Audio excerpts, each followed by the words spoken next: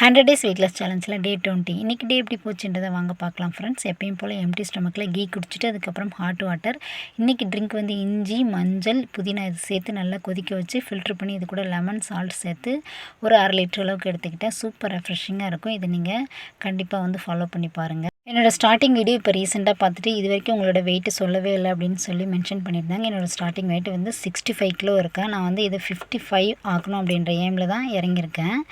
55 at least 58ஆவது ஆகணும் அப்படின்னு நினச்சிட்ருக்கேன். இது வரைக்கும் நான் கரெக்டாக போயிட்டுருக்கேன். என்கிட்ட வெயிட் மிஷின் இல்லாதனால வெயிட்டு செக் பண்ணி உங்கள்கிட்ட டேரெக்டாக காட்ட முடியல. இன்னொரு இடத்துல எங்கேயாவது போனோன்னா கண்டிப்பாக செக் பண்ணி உங்கள்கிட்ட காட்டுறேன். இன்றைக்கி காலையில் பிரேக்ஃபாஸ்ட் வந்து ராகி, கம்பு இதெல்லாம் சேர்ந்து அரைச்ச தோசை தான் 2 ஒரு கரண்டி மாவு எடுத்து 2 முட்டை தோசையாக எடுத்துக்கிட்டேன். இது கூட ஒரு சின்ன கப் டீ எடுத்துக்கிட்டேன். இதுக்கு சைட் டிஷ் வந்து மல்லாட்டை சட்னி தான் எடுத்துக்கிட்டேன். இன்றைக்கி காலையில் குறிஞ்சிப்படி போகிற வேலை இருந்ததுனால காலையில் ரெஃப்ரெஷ் ஆகிட்டு மதியம் லஞ்செல்லாம் ரெடி பண்ணி வச்சுட்டு தான் போனேன். வெளியே போன இடத்துல கொஞ்சம் டிலே ஆகிடுச்சி. வீட்டுக்கு வரும்போது 4 மணி போல் ஆகிடுச்சி.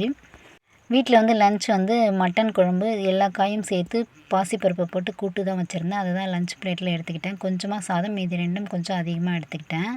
நைட்டுக்கு பெருசாக பசி இல்லை. ஈவினிங் வந்து டர்மரிக் மில்க் ஒரு கிளாஸோட அன்றைக்கி டேவை முடிச்சாச்சு. நாளைக்கு எப்படி போச்சுன்றதை பார்க்கலாம்.